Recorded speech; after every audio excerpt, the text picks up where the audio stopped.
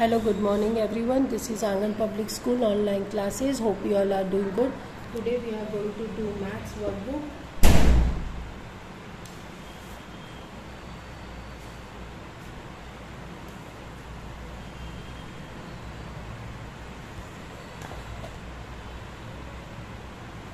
Chapter 6, The Junk Seller.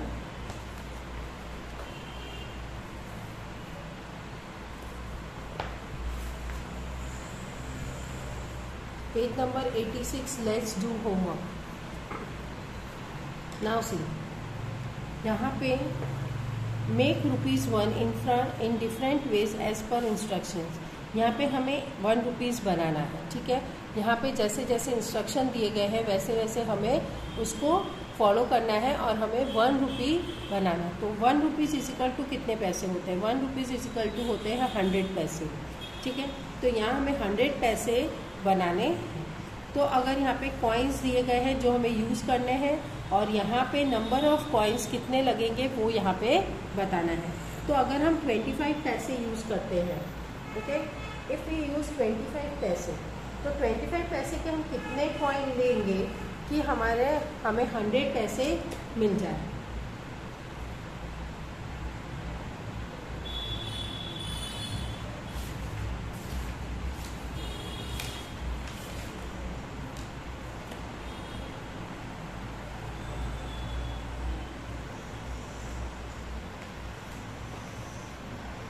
तो उसके लिए देखो हमें क्या करना है, 25 पैसे को 100 पैसे बनाने हैं। तो 25 पैसे में हम कितने कॉइन्स लेंगे? तो हम 100 से उसको डिवाइड करेंगे। तो जब हम 100 से डिवाइड करेंगे 25 को, तो यहाँ पे देखो ये 25 है, यहाँ 10 है। 2 डिजिट नहीं ले सकते क्योंकि ये 2 डिजिट 25 से कम है। ये जो ये डिजिट बन रहा है वो 10, वो 25 से छोटा है, तो छोटे से तो डिवाइड नहीं होगा, उसको बड़ा, तो हम इसलिए यहाँ पे 3 डिजिट लेंगे। तो 3 डिजिट हो रहा है 100, तो हमको 25 को डिवाइड ही करना पड़ेगा 100 से। तो अब हम जब डिवाइड करेंगे तो हमको अगर 25 का टेबल नहीं आता है कि 100 किस में आ रहा है, तो हम इस तरह से उसे मल्टीप्लाई करेंगे। 25 को 2 से मल्टीप्लाई करेंगे तो 25 2 जा 50 होगा, 5 2 जा 10 और 2 2 जा 4 + 1 यानी 50। ओके, ये इससे नहीं जाएगा। 25 को 3 से मल्टीप्लाई करेंगे तो आता है 75। हम 25 को 4 से जब मल्टीप्लाई करेंगे तो हमें मिलेगा 100। ना 25 को 4 से मल्टीप्लाई करेंगे तो हमें 100 मिला, ये माइनस करेंगे यानी हमें 4 कॉइन्स लेना है।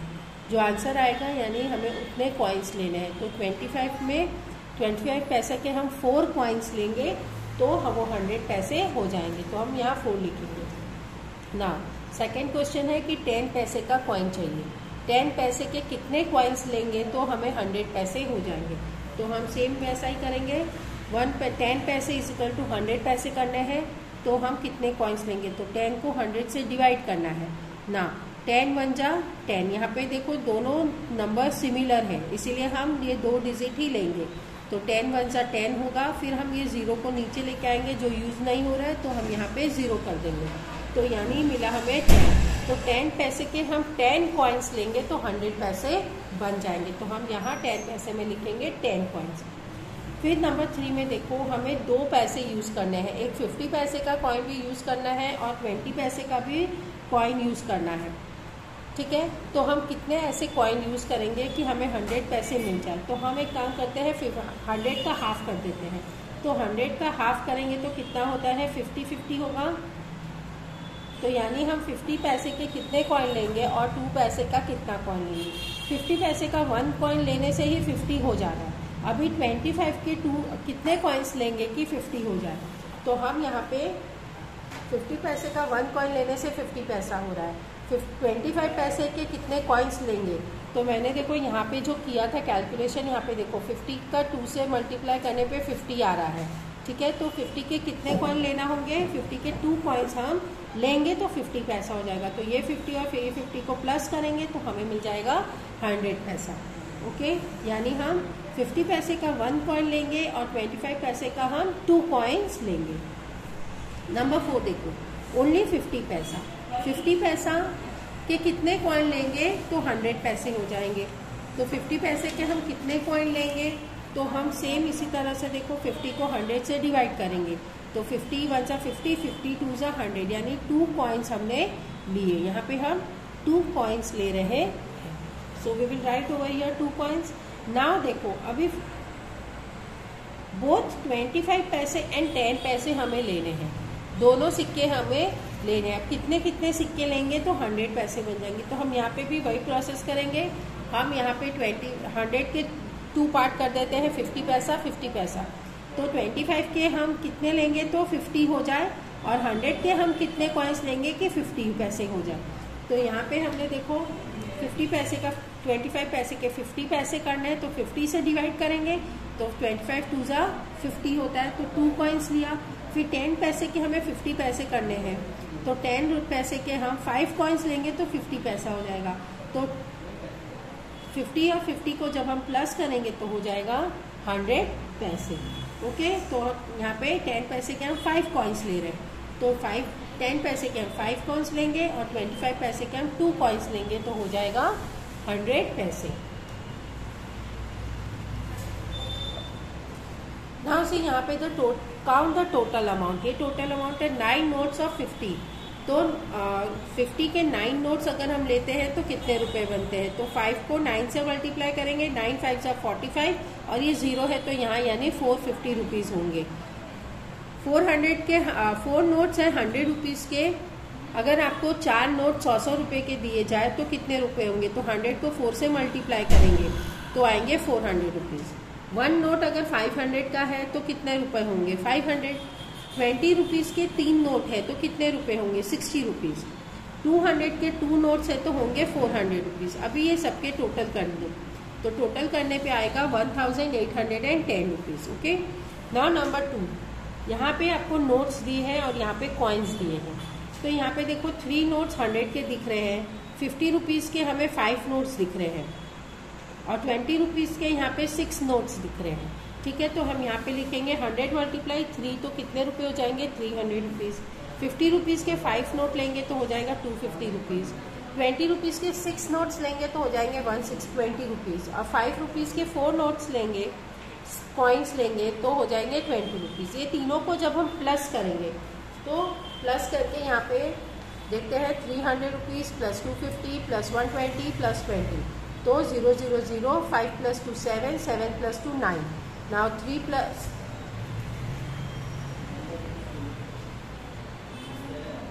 2 5, 5 प्लस 1 6, तो यहाँ पे आ रहा है 690। So my answer will be 690। Okay, now question number 3 को देखो, सेम पहले जैसा ही है आंसर। 2000 रुपीज़ का 1 नोट लेंगे तो 2000 रुपीज़, 500 की 2 नोट्स लेंगे तो 1000 रुपीज़, 200 रुपीज़ के 3 नोट्स लेंगे तो 600 रुपीज़, 100 रुपीज़ के 4 नोट्स लेंगे तो 400 रुपीज़, 50 रुपीज़ के 6 नोट्स लेंगे तो 300 रुपीज़। जब इन सबका टोटल हम करेंगे तो आएगा 4300 rupees. Okay, now see question number 3।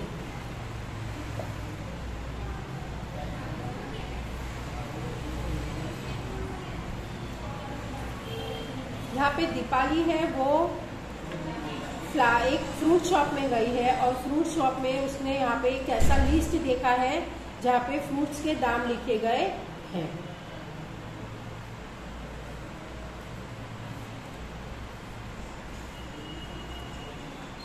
Dipali went to the fruit shop. She saw the price list of the fruit which as per below. Answer the following question on its basis. Deepali यहाँ पे fruits की दुकान में यहाँ पे इस तरह से बनाना है 90 रुपीज़ के जी, एप्पल है 80 रुपीज़ के जी, मैंगो है 70 रुपीज़ के जी, ग्रेप्स है 100 रुपीज़ के जी, एंड स्वीट लाइम है 120 रुपीज़।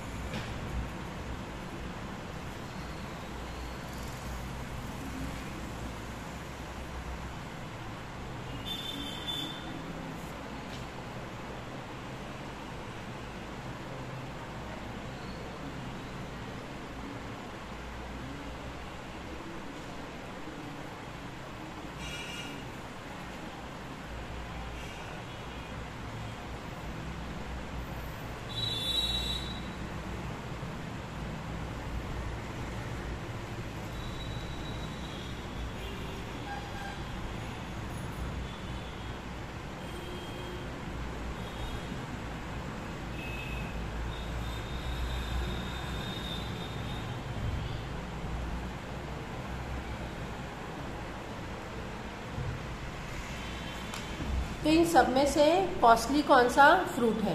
तो इन सब से कॉस्टली फ्रूट है स्वीट लाइम का, बिकॉज स्वीट लाइम का कॉस्ट, स्वीट लाइम है ₹120। ये स्वीट लाइम सबसे महंगा है। Okay, now number 2, if Deepali wants to buy 2 kg grapes and 3 kg bananas, then how much money does she have to pay? अगर 2 kg grapes और 3 kg बनाना लेती है, ठीक है, तो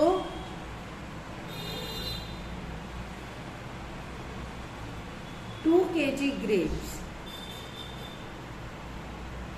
कितने रुपए के होंगे पर केजी? क्या पर केजी है?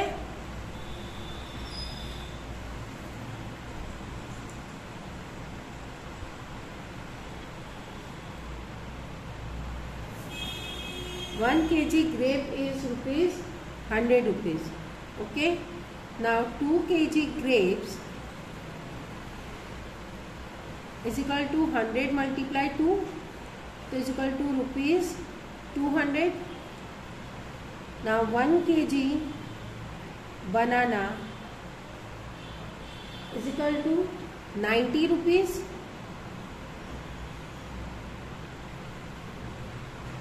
तो 3 kg banana is equal to 90 multiply 3 is equal to ₹270.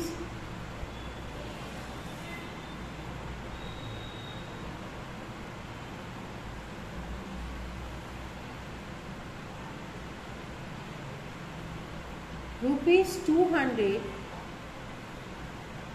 plus ₹270, ₹470. Therefore,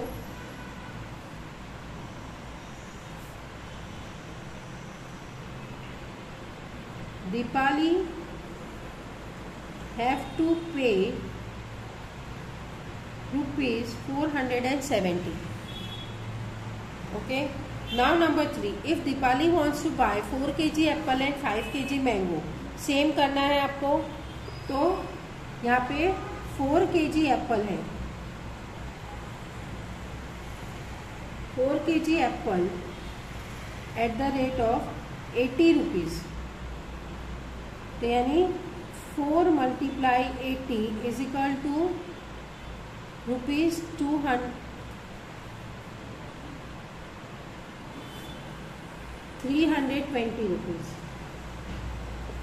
Now 5 kg mango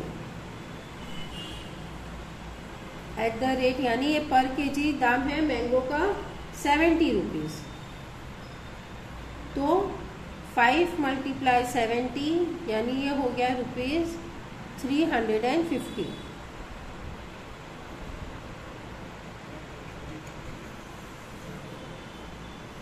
तो दीपाली हैव टू पे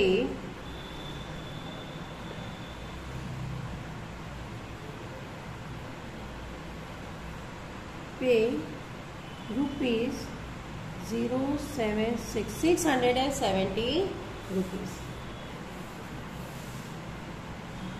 Now number 4, the cost of which these two will be more, 2 kg sweet lime and 3 kg mango, किसका दाम ज्यादा होगा? तो 2 kg sweet lime at the rate of ₹120 is equal to 120 multiply 2 is equal to 240। 3 kg mango at the rate of ₹70 is equal to 70 multiply 3 is equal to ₹210। तो यहाँ पे देखो किसका ज्यादा दिख रहा है, किसका पे ज्यादा करना पड़ेगा? स्वीट लाइम का। तो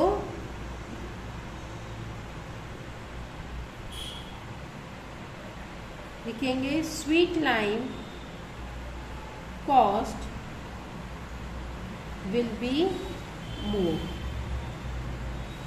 ओके, ऐसे।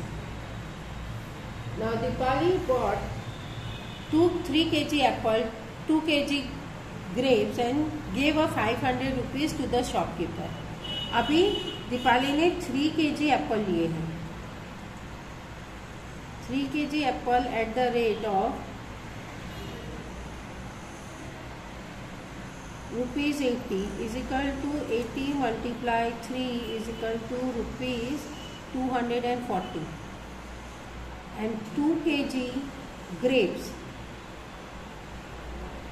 the rate rupees 100 is equal to 100 multiply 2 is equal to rupees 200.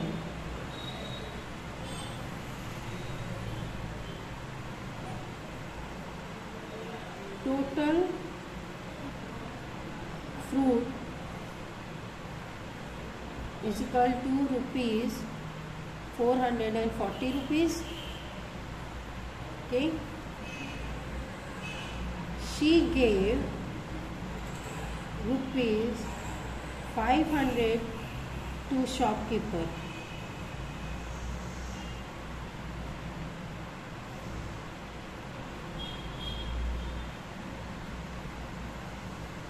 Fruit cost rupees 440 minus करेंगे तो 0, 4 में से यहाँ पे आएगा 10 और यहाँ पे 4 में से 6, तो 60 रुपीज़. तो शॉपकीपर